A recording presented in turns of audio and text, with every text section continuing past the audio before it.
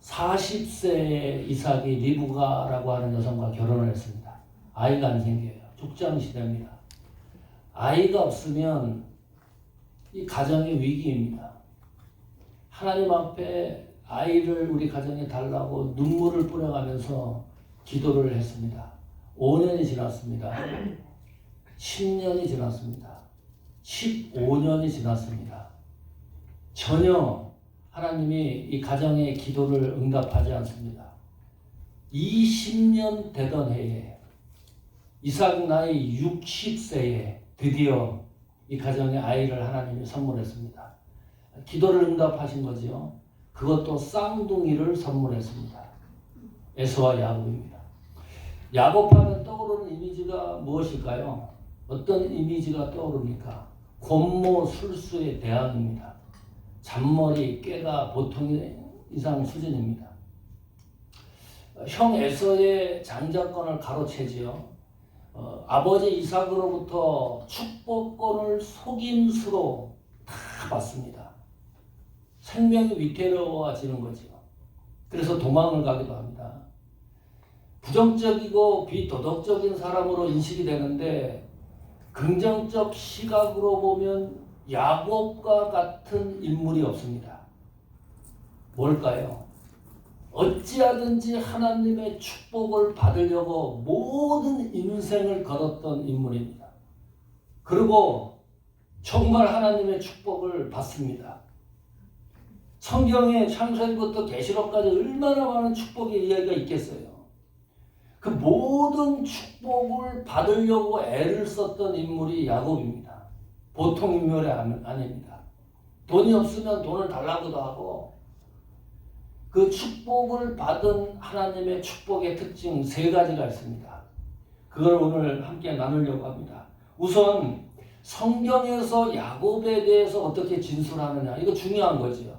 우리의 생각은 곤모술수 내왕 정도 부정직한 사람으로 생각을 하는데 성경은 어떻게 야곱을 묘사하고 있을까? 창세기 25장 23절입니다.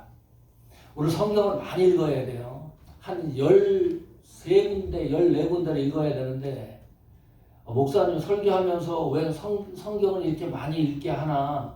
그냥 제가 설교를 하면 여러분이 들으면 되는데 아니요. 지금 읽는 이 성경은 내가 설교하는 내용도 아니고 살붙이는 것도 아니고 그대로 하나님 말씀이에요. 제가 설교하는 도중에도 은혜 받지만 성경을 읽는 동시에 여러분에게 주는 은혜가 있습니다. 그거를 꼭 가지고 가십시오. 설교 시간에, 예배 시간에 25장 23절 읽어볼까요? 같이 시작. 여호와께서 그에게 이르시되 두 국민이 내 태중에 있구나. 두 민족이 내 복중에서부터 나누이리라. 이 족속이 저 족속보다 강하겠고 큰 자는 어린 자를 섬기리라 하셨더라. 태어나기 전에 이미 하나님이 예시를 했어요. 두 족속이 있다. 여기 에서는 에돔 족속의 기초를 놓습니다. 야곱은 이스라엘의 기초를 놓는 거죠. 큰 자는 에서고 어린 자는 야곱이에요. 큰 자는 어린 자를 섬길 것이다. 이 말의 의미를 아십니까? 이게 정상적입니까? 그냥 자연적으로 쌍둥이가 태어나도 큰 자가 있고 어린 자가 있잖아요. 그러면 자연적으로 어린 자가 큰 자를 섬기는 것이 이론적으로도 맞고 생물학적으로도 맞는데 이게 완전히 뒤바뀝니다. 큰 자가 어린 자를 섬길 것이다. 이 말은 하나님이 야곱을 통해서 중대한 계획이 있다는 것을 예고합니다. 태어나기도 전인데 성경이 읽으면 읽을수록 희한합니다. 태어나기도 전인데 야곱을 통해서 하나님의 구속사의 흐름을 계획하고 있습니다. 궁금하지요? 그러면 왜 쌍둥이를 출생을 하게 해가지고 복잡하게 만듭니까? 야곱 독자를 주셔가지고 하나님의 역사를 그대로 이어가면 되는데 이 큰 자 어린 자 이 쌍둥이를 줘가지고 왜 이렇게 혼돈스럽게 하느냐? 거기에 이유가 있습니다. 첫 번째 이유입니다. 사람의 방법과 하나님의 방법이 다른 것을 보여주기 위해서입니다. 그 시대적 전통과 사회 관습이 장자가 가족을 이어가는 거예요. 그 역사를 이어가는 거예요. 그런데 하나님은 느닷없이 찾아가 하나님의 역사를 주관하도록 하는 거니까 이거는 그 당시 사회의 범주와 역사를 완전히 뛰어넘는 하나님의 섭리가 있다는 거예요. 다르다는 거예요. 사람이 계획하는 것과 하나님의 계획하는 것이 이 정도로 틀리다. 자, 보세요. 큰 자는 어린 자를 섬긴다 그랬잖아요. 이것은 하나님이 이미 계획을 하고 선포한 것과 같습니다. 그러면 가만히 있어도 에서가 야곱을 섬기는 거예요. 아무 일을 안 해도. 가만히 있어도. 그런데 야곱이 일을 꾸며요. 힘겹게 일을 꾸며나가요. 속임서도 쓰고 가만히 있어도 되는데 큰 자는 어린 자를 섬긴다고 분명히 성경이 약속을 했는데도 불구하고 그 부분을 야곱이 만들어가는 거예요. 비정상적인 방법으로 하나님의 약속을 사용해서 정당화될 수가 없습니다. 많은 예수 믿는 신앙인들이 착각을 해요. 하나님의 말씀을 비정상적인 방법으로 사용을 해서 하나님이 나에게 축복하실 것이라고 착각을 합니다. 보통 문제가 아니죠. 이 문제 때문에 야곱의 전반부 인생이 얼마나 꼬이는지 몰라요. 가만히 있어도 이 하나님의 이 계시 말씀은 그대로 이어지는데 이상하잖아요, 사람이. 하나님의 말씀을 속임수로 이용을 해서 그것을 자기가 역사를 하려고 그러는 거니까. 말라기 1장 2절 3절입니다. 이것도 같이 읽어보겠습니다. 시작. 여호와께서 가라사대 내가 너희를 사랑하였노라 하나 너희는 이르기를 주께서 어떻게 우리를 사랑하셨나이까 하는도다. 나 여호와가 말하노라 에서는 야곱의 형이 아니냐. 그러나 내가 야곱을 사랑하였고 에서는 미워하였으며. 이해합니까? 큰 자가 어린 자를 섬긴다는 것을 말라기에서는 하나님의 사랑의 관점으로 재해석을 해놨는데 하나님이 야곱을 사랑한다는 거예요. 에서는 미워하고. 왜일까요? 왜 하나님은 야곱을 사랑하고 에서는 미워하는 걸까요? 아시는 분 이유를. 이것을 발견하는 분은 세계적인 신학자가 될 거예요. 몰라요. 내가 왜 구원받았는지 이유와 조건을 몰라요. 내가 왜 하나님의 자녀가 되었는지 이유와 원인을 알 길이 없어요. 내가 목회자가 된 것도 몰라요. 왜 나를 구속을 해서 하나님 나라로 나를 가게 하는지 이유와 원인을 몰라요. 평범하게 생각을 해보면 하나님 마음입니다. 그렇죠? 야곱을 사랑하고 에서는 미워했으니까. 이유를 대고 물어봐도 알 길이 없지만 하나님 마음입니다. 그 하나님 마음이라는 것이 하나님의 선택한 특별한 사랑입니다. 그것이 하나님의 특별한 선택입니다.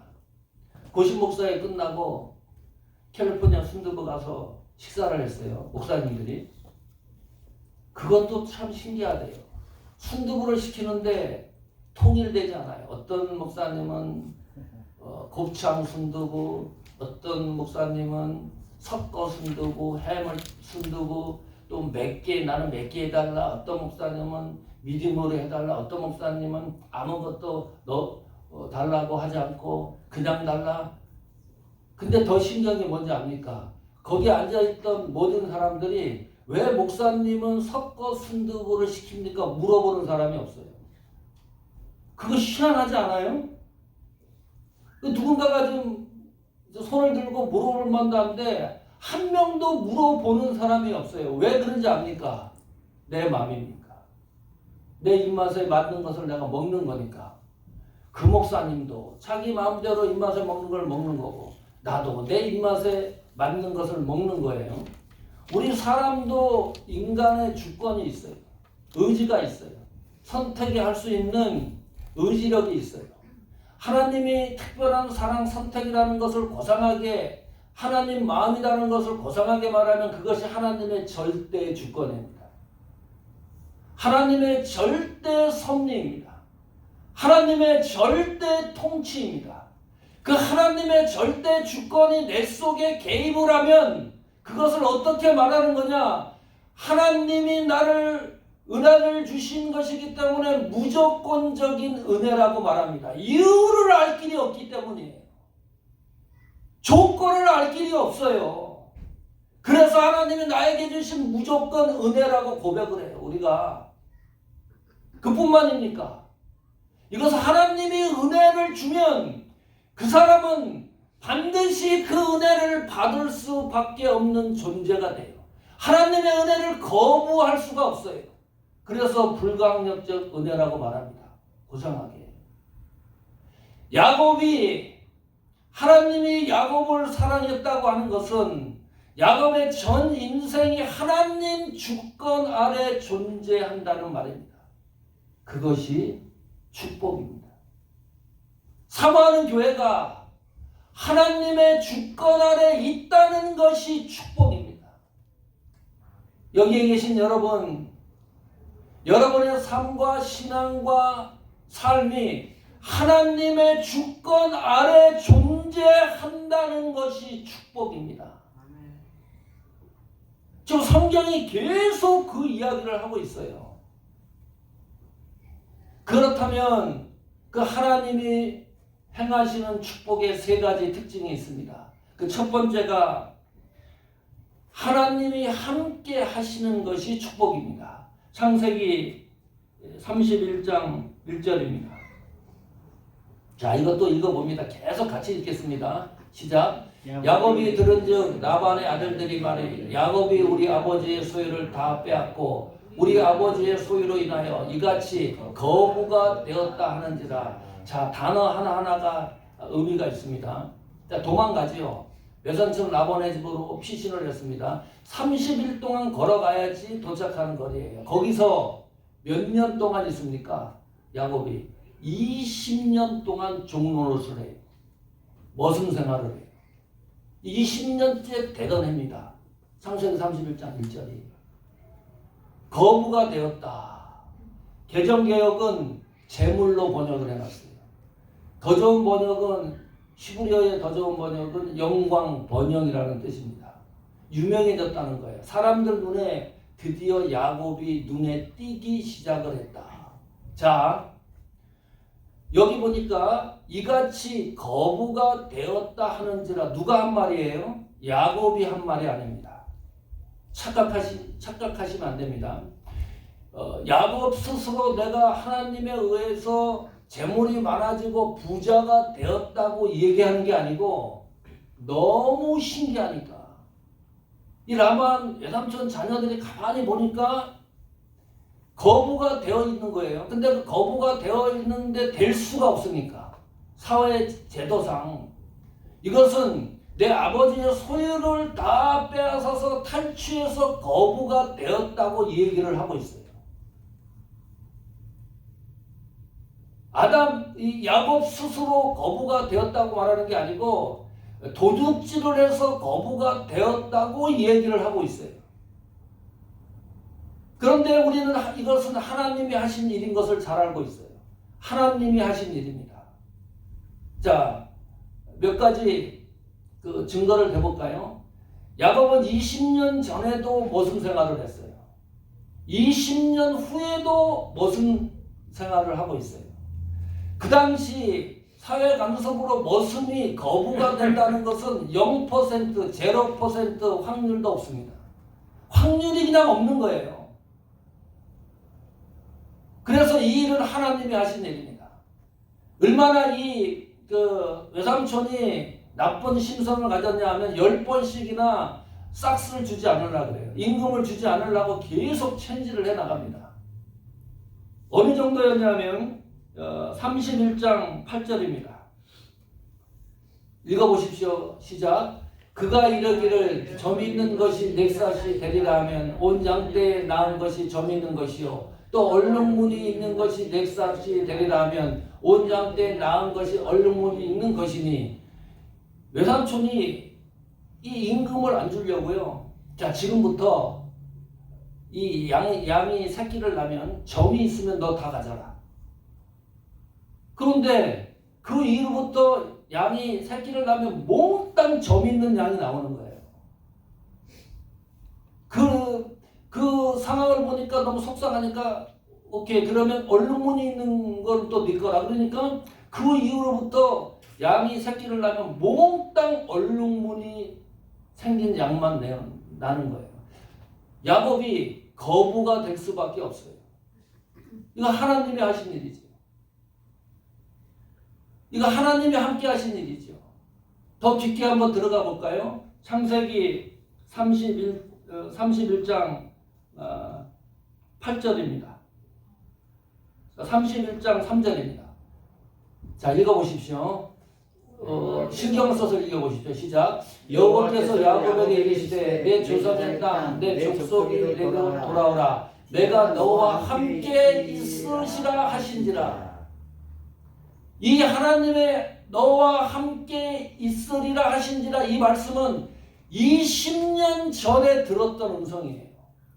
20년 후에 하나님이 다시 한번 야곱에게 얘기하는데 나는 너와 함께 있으리라. 야곱이 정신이 번쩍 드는 거예요. 옛날에 하셨던 하나님의 약속의 말씀이 31장 3절에 20년 후에 똑같이 말씀하고 있으니까 창세기 31장 5절입니다.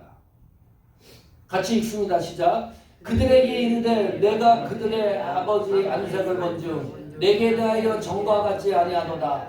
그러할지라도 내 아버지 하나님은 나와 함께 계셨느니라. 하나님이 너와 함께 계시겠다. 나와 함께 계셨느니라. 과거형이에요. 그 시간에도 하나님이 나와 함께 계셨다. 그 하나님의 약속이 그대로 나에게 이루어지고 있다. 그거 고백하는 거예요. 창세기 31장 7절입니다. 곳곳에 있어요. 우리 창세기 31장 1절부터 11절의 내용은 오늘 본문 설경의 내용입니다. 다시 한번 보십시오. 31장 7절 읽어보겠습니다. 시작. 그들의 아버지가 나를 속여 품삯을 10번이나 번역하였으니라. 그러나 하나님이 그를 금하사 나를 해치 못하게 하셨으며 하나님이 나와 함께 하셨다는 것을 다시 한번 재해석하는데 하나님이 내 인생을 해치 못하게 보호하셨다. 철저하게 통제했다. 하나님이 나를 지켜주셨다. 너무 멋있어요. 멋있는 정도가 아니고요. 우리 신앙의 속도와 신앙의 품위가 이 정도는 되어야 된다. 또 볼까요? 창세기 31장 9절입니다. 같이 읽습니다. 하나님이 이같이 그대들의 아버지 짐승을 빼앗아 내게 주셨느니라. 하나님이 내게 주셨느니라. 창세기 31장 11절 보십시오. 같이 읽습니다.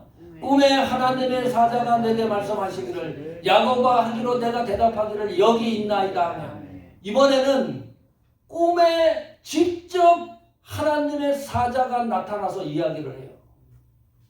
야곱은 하나님이 함께 했던 사람입니다.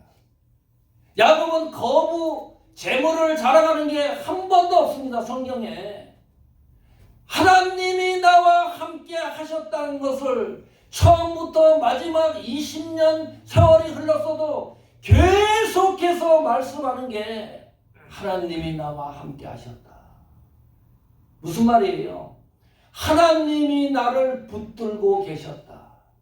내가 하나님을 붙들고 있는 게 아니라 하나님이 나를 붙들고 계셨다. 그거를 신앙으로 고백을 하는 거예요. 우리는 자꾸 하나님의 축복이 시야가 어디로 가요? 거부, 재물, 명예, 성공으로 쏠립니다. 나만의 자녀들도 그랬습니다. 성도 여러분, 하나님의 축복은 재물과 동일시 되지 않는다. 하나님의 축복은 명예와 동일시 되지 않습니다. 기억하십시오.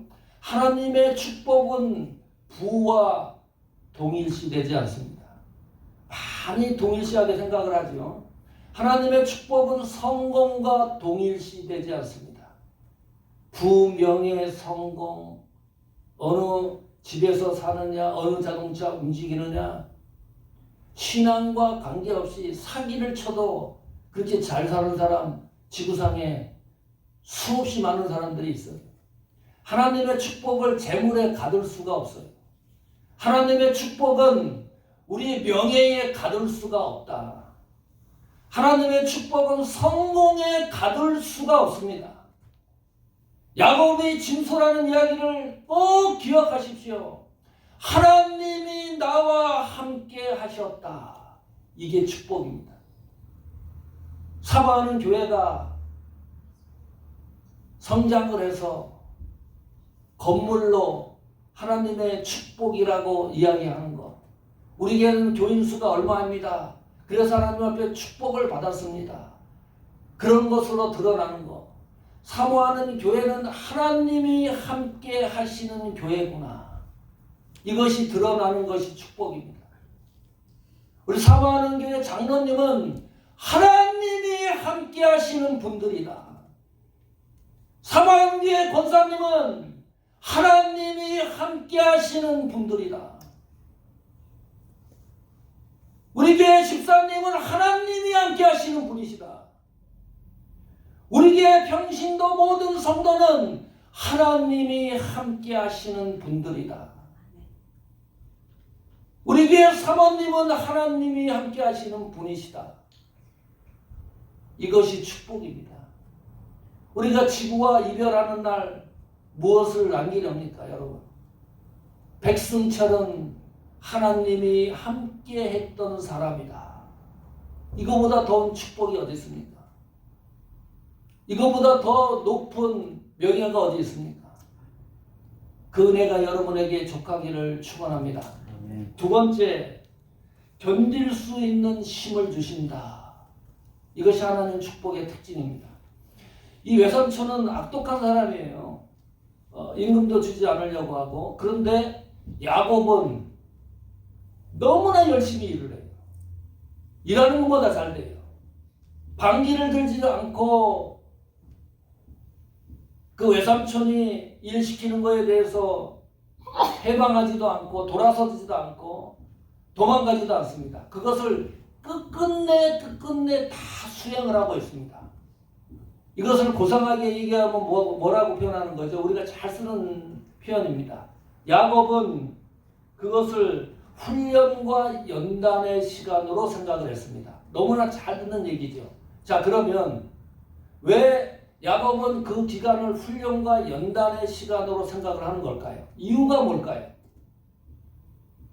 우리가 신앙생활 하다가 어렵고 지치는 일이 있었을 때 목사님을 통해서 또 말씀을 통해서 사람들의 있음을 통해서 그것은 훈련과 연단이라는 얘기를 많이 하는데 왜 그렇게 이야기를 하고 그것을 이해를 해야 되는 걸까요? 이유가 있어요. 야곱을 향한 하나님의 계획이 있기 때문입니다. 이해를 못 하시겠죠? 그러나 야곱이 태어나기 전에 이미 하나님은 큰 계획을 세워놨습니다. 그러기 때문에 야곱이 그 사실을 알던 모르던 관계가 없어요. 하나님 편에서는. 하나님은 그 야곱을 통해서 계획을 성취해 나가기 때문입니다. 그러므로 야곱은 어려운 그 시점 시기를 이겨내야만 하는 거예요. 그 이겨내는 그것을 우리는 연단과 훈련이라고 말을 합니다. 이겨내지 않으면 하나님의 계획이 삐뚤어질 수 있기 때문입니다. 오차가 생길 수 있기 때문입니다. 반드시 이겨내야 돼요. 자, 이겨내는 힘이 뭘까요? 어떻게 이겨낼까요? 창세기 29장 20절입니다. 읽어보십시오. 시작. 야곱이 라헬을 위하여 7년 동안 라반을 봉사하였으나 그를 연애하는 까닭에 7년을 수일같이 여겼더라. 7년이 며칠 사이로 흘러가는 느낌을 야곱이 받은 거예요. 어려운 것을 어떻게 극복했느냐? 그 7년이 수일처럼 지나가게 하는 은혜를 야곱이 입은 겁니다. 그러니까 그 어려운 환경을 뚫고 지나가는 거예요. 여기 7년입니까? 또 거짓말 하잖아요. 그 7년이 플러스가 돼요. 14년을 견디는데 수일처럼 지나가게 하게 했기 때문에 야곱이 견디는 거죠. 1950년에 그때는 소련입니다. 소련 공산치하의 루마니아에서 복음을 전하던 리차드 원브란트 목사님이 계십니다. 포로로 잡혀갔습니다. 감옥에 갇혔습니다. 14년 동안 감옥에 있었는데 잡혀가는 그 순간부터 글을 읽지 못하게 하는 거예요. 성경도 못 읽게 하고. 자, 14년 동안 아무것도 못 읽는다고 생각을 해보세요. 그 사람의 생각과 말이 어른해지고 모든 것이, 그리고 고문을 합니다. 심각하게 고문을 해서 마취제를 놓고 또 고문하고 14년 후에 감옥에서 나와서 토처라는 책을 써요. 극심한 고통, 고문을 말합니다. 그냥 나무를 비틀어 놓는 것 같은 그런 아픈 상태가 토처입니다. 그때 그 책에 이 원브란트 목사님이 그렇게 기록을 해요. 어떻게 견뎠느냐. 다른 하나님의 말씀은 다 가물가물하게 시작을 하는데 창세기 29장 20절의 말씀이 계속 매일 눈 뜨면 7년을 수일같이 여겼더라. 야곱이 신비한 환상을 본 것이 아닙니다. 신비한 기적을 본 것이 아니에요. 라헬을 사랑할 수 있는 어떤 동기를 줘가지고 하나님이 라반의 집에서 견뎌낼 수 있는 힘을 주신다. 이것이 축복입니다. 지치는 일이 있습니까? 힘든 일이 있습니까? 답답한 일이 있습니까? 기억하십시오. 하나님은 그것을 수일처럼 이겨나가게 하는 힘을 주신다. 이것이 축복입니다. 경험해야 돼요. 그냥 이 상태가 지겹고 힘들고 괴롭다 이게 아니고 그 어려운 환경을 뚫고 지나가는 이 하나님의 축복의 은혜를 우리가 반드시 경험해 나가자. 그래야 내 신앙이 건강해집니다. 힘이 생기고 파워가 생깁니다. 우리 사모하는 교회가 그렇죠. 수일처럼 지나가게 하는 은혜가 없으면 견딜 수가 없었죠. 오늘 예배 드릴 수도 없는 거예요. 정말 수일처럼 지나갔어요. 그리고 오늘 예배를 드리고 있습니다. 이 은혜가 족하기를 축복합니다. 마지막 세 번째, 하나님 은혜의 특징은 하나님은 헌신을 결코 잊지 않는다. 이게 축복입니다. 내가 너와 함께 있으리라. 이 말씀이 어디에서 처음 들은 거죠? 야곱이 외삼촌 집에 갈 때 베델이라는 장소에서 처음 들었어요. 꿈과 환상을 보고요. 잠을 자다가 놀라운 경험을 해요. 음성까지 들어요. 28장 15절입니다. 확인하십시오. 내가 너와 함께 있어. 내가 어디로 가든지 너를 지키며 너를 이끌어 이 땅으로 돌아오게 할지라. 말씀 하나하나를 의미 있게 잘 보셔야 돼요. 내가 내게 허락한 것을 다 이루기까지 너를 떠나지 아니하리라 하신지라. 이 음성을 들어요. 나는 너와 함께 있을 것이다. 어디로 가든지 너와 함께 있을 것이다. 너를 지킬 것이다. 다시 이 땅으로 돌아오게 할 것이다. 다 이룰 것이다. 너를 떠나지 아니할 것이다. 이 음성을 듣고 어떻게 심장 박동이 느리게 뛰겠어요. 가슴 벅찬 일인데 20년이 지난 창세기 31장에 똑같은 말씀을 듣는 거예요. 야곱이. 얼마나 감동적이고 감격적인 순간입니까? 이때까지도요, 야곱은 믿지 못했습니다. 16절 볼까요? 야곱이 잠에 깨어 가로되, 잠결에 들은 거예요.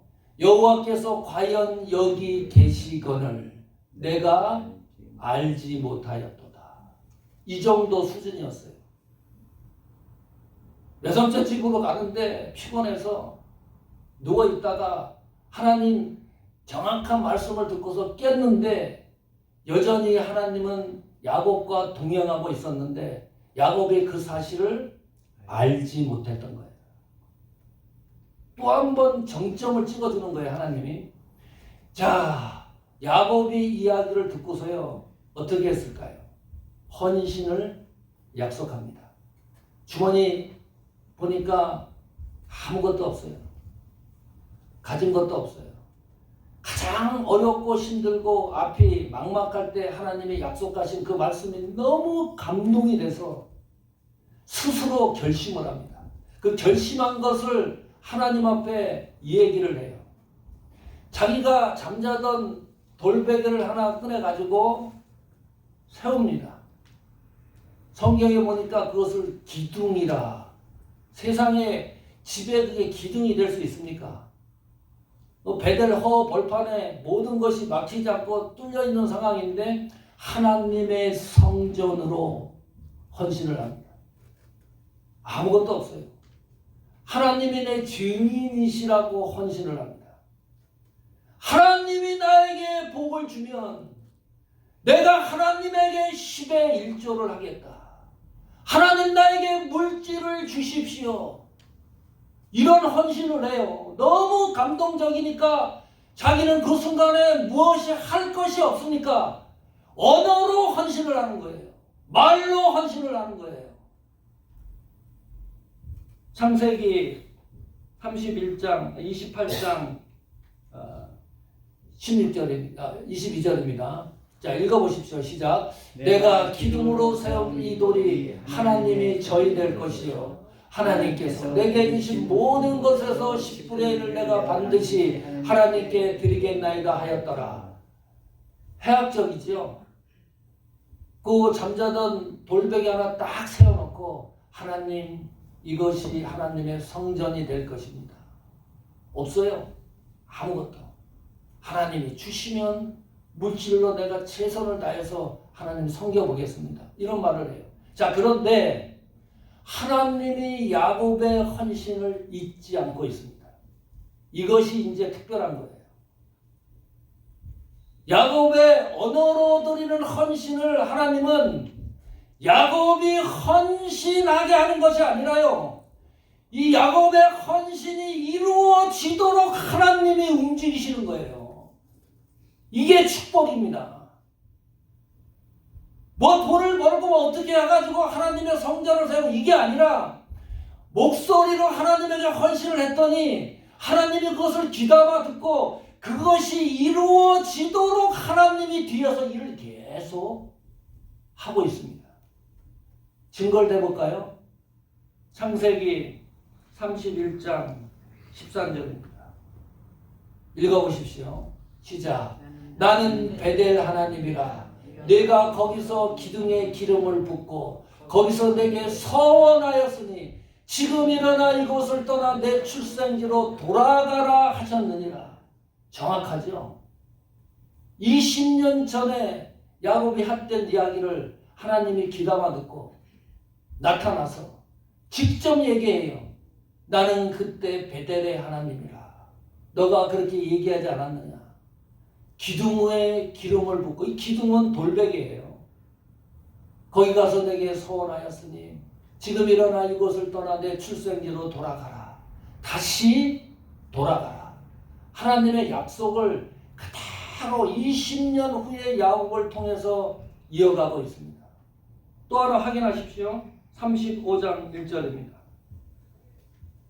읽어보십시오. 시작. 하나님이 야곱에게 이르시되 일어나 베델로 올라가서 거기 거하며 내가 내 형 에서의 낯을 피하여 도망하던 때에 네게 나타났던 하나님께 거기서 단을 쌓아라 하신지라. 얼마나 감동인지 몰라요. 이렇구나. 우리가 하나님 앞에 드리는 헌신을 하나님은 반드시 기억하고 계시는구나. 그 헌신을 이루어지도록 하나님이 역사하는구나.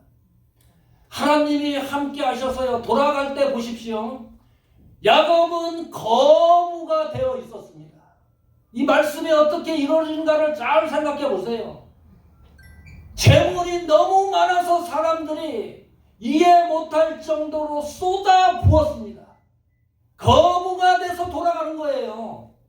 그 현장으로 다시. 야곱은 예배자의 모습으로 돌아갑니다. 하나님 앞에 물질을 드리고도 남는 역사를 이루는 모습으로 돌아가요. 하나님에게 헌신한다고 감동해서 얘기를 했는데 그 모든 것을 만들어서 하나님이 야곱을 귀향시킵니다. 이런 축복이 사모하는 교회와 우리 교회 성도들에게 넘쳐나기를 축원합니다. 아멘. 이 정도 됩시다 우리가. 그래서 훗날에 설명을 하는 은혜가 있었으면 좋겠어요. 자, 아브라함이 175세까지 살았습니다. 성경 잘 읽어보시면 175세까지 살았는데요. 아브라함이 그 뒤에 행적 38년의 기록이 미비합니다. 없어요. 이삭이 몇 살까지 살았나요? 180세까지 살았습니다. 43년의 뒤 배경 역사가 희미합니다. 거의 없습니다. 야곱은 몇 살까지 살았을까요? 147세까지 살았어요. 성경을 읽어보면 마지막 삶이 찬란합니다. 성경이 야곱의 마지막 삶을 놓치지 않고 빛나게 곳곳에 다 기록을 해놨어요. 그 유명한 아브라함, 이삭의 삶은 뒷배경이 없는데 야곱의 삶은 너무나 특이하게 그 삶의 모습을 빛나게 마무리를 시켜놓고 있어요. 가나안 땅에 흉년이 들었어요. 기근이 들었습니다. 먹고 살기가 힘들었습니다. 물론 야곱의 가정에 힘든 부분도 있었지만 요셉이 총리가 됐습니다. 고센 땅으로 초청을 해요. 이민을 가요. 야곱 생애의 마지막 생애예요. 70여 명의 가족 식소를 데리고요. 다른 나라 고센 땅으로 갑니다. 가장 살기 좋은 도시였습니다. 거기서 17년 생활을 해요. 야곱의 말년을 생각해 보세요. 너무 화려합니다. 야곱의 12자녀가 이스라엘의 12지파가 됩니다.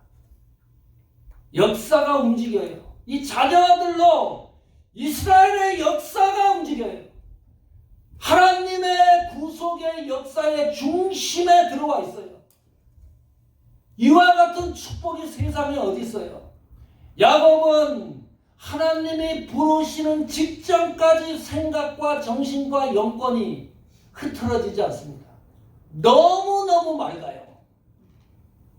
므낫셋을 데리고 왔어요. 요셉이. 에브라임을 데리고 왔어요. 므낫셋가 장남입니다. 요셉이 아버지에게 장남에게 축복을 해달라고 오른손을 갖다 얹혀놨어요. 왼손을 갖다가 에브라임에게 올려놓고 야곱은 있다가 손을 풀고서 손을 바꿔놓습니다. 차자에게 장자에게 축복할 것을 차자에게 축복을 하는 거예요. 요셉이 깜짝 놀랐어요. 우리 아버지가 이제 돌아가실 때가 되니까 흐트러지셨다. 야곱이 정확하게 얘기합니다. 하나님이 차자를 통해서 역사하신다. 흐트러짐이 없었습니다. 성도 여러분, 오늘 말씀을 꼭 기억하십시오.